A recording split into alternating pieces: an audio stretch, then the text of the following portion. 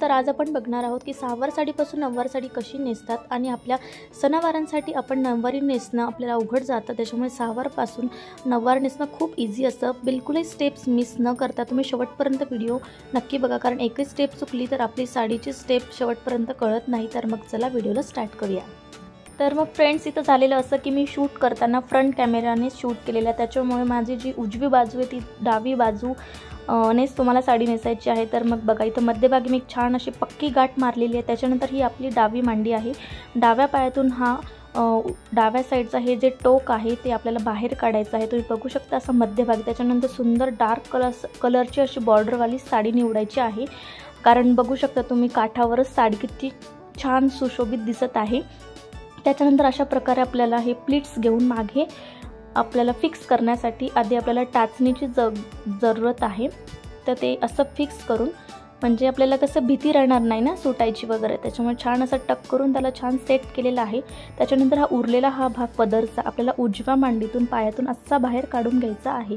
व्यवस्थित ॲडजस्ट करा, याला काही वेळ जात नाही, फटाफट नेसून होते। त्याच्यामुळे हा आपल्याला उरलेला असा भाग तुम्ही बघू शकता आत्ताच किती छान सेट झालेला आहे नऊवारी। त्याच्यानंतर आपण हा उरलेला पदरचा जे आहे त्या निऱ्या करून घ्यायच्या आहेत। आता त्या कशा सेट करायच्या विदाऊट कोणाची हेल्प घेऊन तर तुम्ही बघू शकता। तर पदराच्या निऱ्या घ्यायची पद्धती माझ्या मम्मीची आहे बघा। असं करून ना मस्त पायाने त्याला प्रेस करायची, कोणाची हेल्प लागत नाही किंवा सेपरेटली काही सेट करावं लागत नाही। धरायचा पदर आणि टाकायचा खांद्यावर, त्याच्यानंतर व्यवस्थित अशा सेट करून घ्यायच्या आहे। आता मी इथं ब्लाऊज घालून आपली साडी वेअर केलेली आहे। त्याच्यानंतर आपलं इथं पिनअप करणं गरजेचं आहे।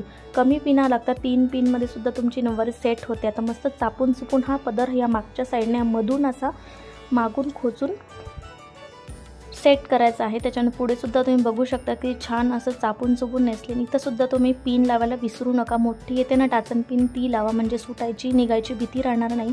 आता बघू शकता आता काय राहिलं, आपल्या पायाजवळला हा जो घोळ आहे हा आपल्याला नकोच आहे, कारण हा पायात अडकतोय।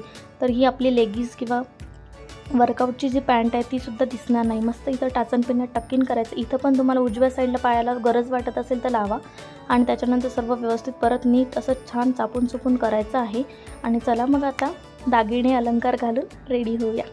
तर बघा आता किती सुंदर आपली सहावारपासून नऊवार नेसून तयार आहे बघा। काही वेळ लागला का नाही, आणि किती इझी पद्धतीने मी तुम्हाला शिकवली आहे।